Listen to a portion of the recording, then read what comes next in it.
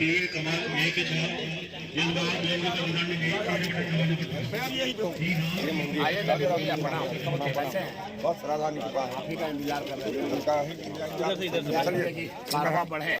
जरूर रहा हूँ, लेकिन ऐसा अनुभव हो रहा है कि मैं किसी जंगल में चल रहा हूँ।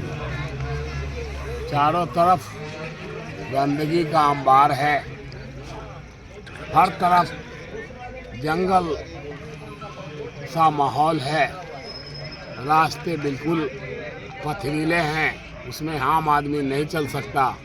बहुत ही बुरा स्थिति है। लेकिन लोग तो रह रहे हैं, कॉलोनियाँ कट गई हैं, लोग इसमें रह रहे हैं। कॉलोनियाँ तो इसलिए कट गई कि भ्रष्टाचार को बढ़ावा देना था। लाल कुर्तेधारी ने, लाल कुर्ते वाले ने, इन्होंने वैसे सभी जगहों को कटवा दिया जो ग्राम सभा से संबंधित था, जो एग्रीकल्चर लैंड था, जो दूसरे लैंड थे, वो सभी को इन्होंने कटवा दिया।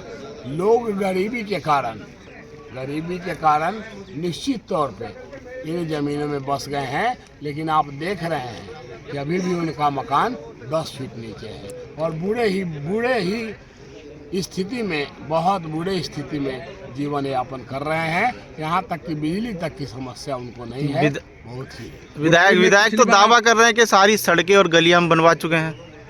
तो हम पद यात्रा कर रहे हैं, हमको तो दिख रही है कि सारी की सारी उनका दावा जो है पूरा का पूरा खोखला है, झूठा है। आप लोग भी मेरे साथ कैमरे के साथ घूम रहे हैं। बुराड़ी की ना तो कोई गली बनी है, ना सड़क बनी है। इनके पूरे कार्यकाल में विकास अछूता रहा है।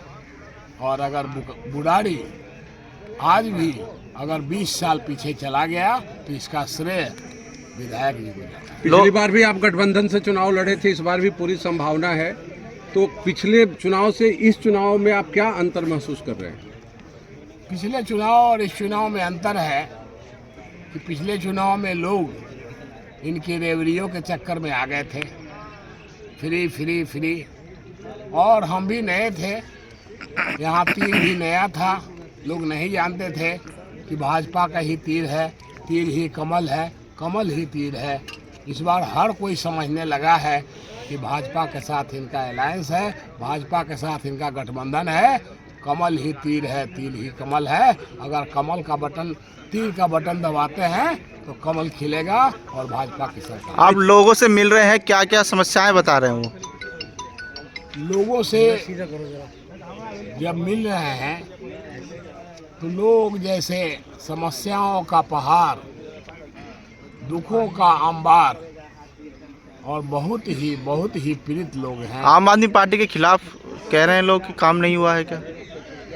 लोग आज अगर अपना भिड़ास निकाल रहे हैं तो मुझे भी कभी कभी लोग ये समझ लेते हैं कि मैं आम आदमी से आया हूँ या यहाँ का विधायक ही हूँ। पहले तो आक्रामक होकर टूट जाते हैं, लेकिन जब वो जानते हैं कि नहीं, मैं भाजपा प्रत्याशी नहीं, मैं जदयू प्रत्याशी, भाजपा अलायंस प्रत्याशी हूँ, गठबंधन का प्रत्याशी हूँ, तो वो फिर बहुत ही सद्भावना और प्रेम सौहार्द से बात करते हैं और अपनी कठिनाइयों के सामने रखते हैं, अपनी दुखड़ा रोते हैं और कहते हैं कि इस बार आप ही आओगे और आप आओ, फिर थोड़ा विकास करो। बुराड़ी में आप किस तरह? जनता अगर मौका देती है और अगर हमारी सरकार आती है तो मेरे लिए 2 वर्ष काफ़ी होगा।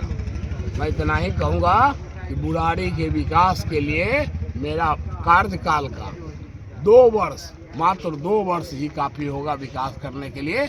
और मैं करके पूरे देश को, पूरे दिल्ली को ये मिसाल पेश करूँगा कि विकास ऐसा भी हो सकता है। विकास जिस तरह से मोदी मॉडल है गुजरात में, नीतीश मॉडल है बिहार में, उसी तर्ज पे मैं तेजी से यहाँ विकास करूँगा। ठीक।